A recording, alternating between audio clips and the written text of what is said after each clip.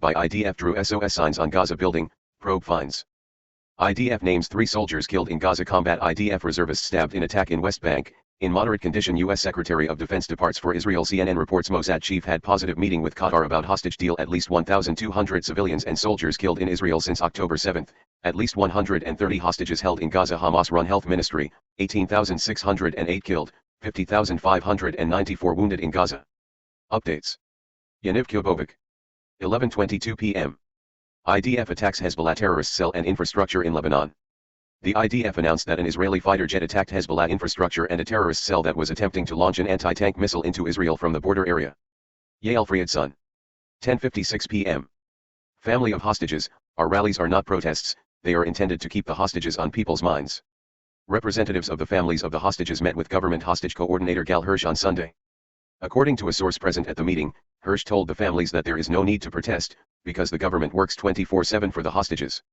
One of the participants answered Hirsch and said that it was not a protest, our rallies are intended to keep the fact that there are hostages alive and dead in the minds of the people and the government, and to keep the return of all the hostages as the first goal.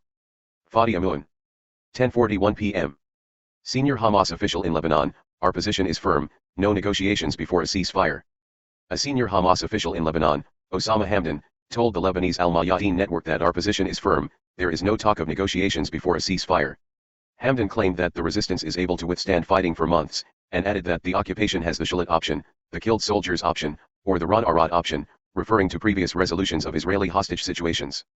Khoury. 10:13 p.m.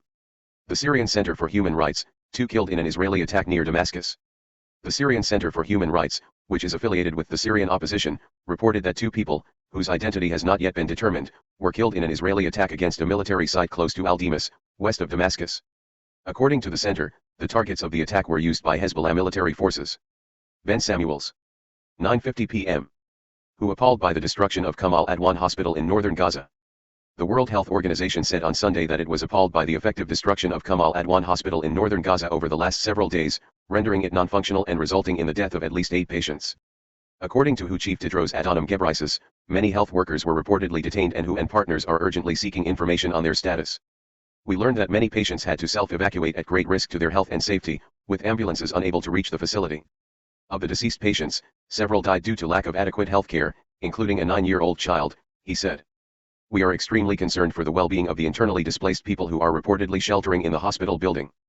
Gaza's health system was already on its knees, and the loss of another even minimally functioning hospital is a severe blow, Ghebreyesus added. Haaretz. 9:49 p.m.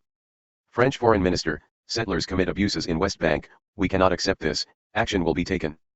French Foreign Minister Catherine Colonna posted on X on Sunday, saying that in the West Bank, settlement construction is accelerating, in flagrant violation of international law.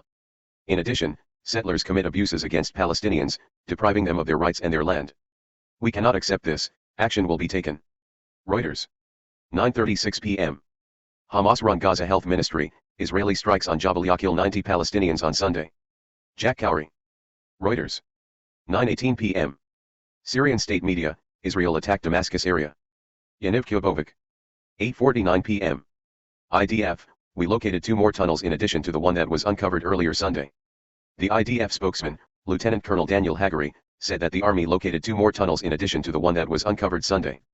According to him, this tunnel is part of a project that Hamas was building, on the scale of a terrorist city. Hagari added that the tunnel was a flagship project of Mohammed Sinwar.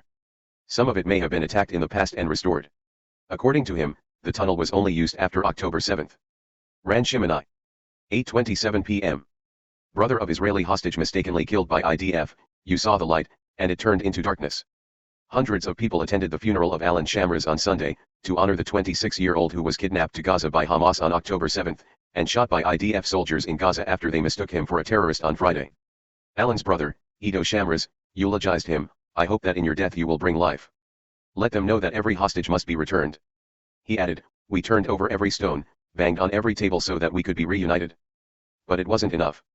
We didn't do everything, but you did, you were on your own journey, you went through all this and ran away bravely, with the courage that is reserved for people like you, and you waited for redemption. My poor thing, what happened to you in those moments when you saw the light? It became darkness. Whoever abandoned you also murdered you, after you did everything right. Everything we did was in your honor and from now on will be in your memory. Alan Shamras was killed alongside Yotam Haim, 28, from Kibbutz Kfar Aza, and Samer Fuad El Talaka, 24, from Hura.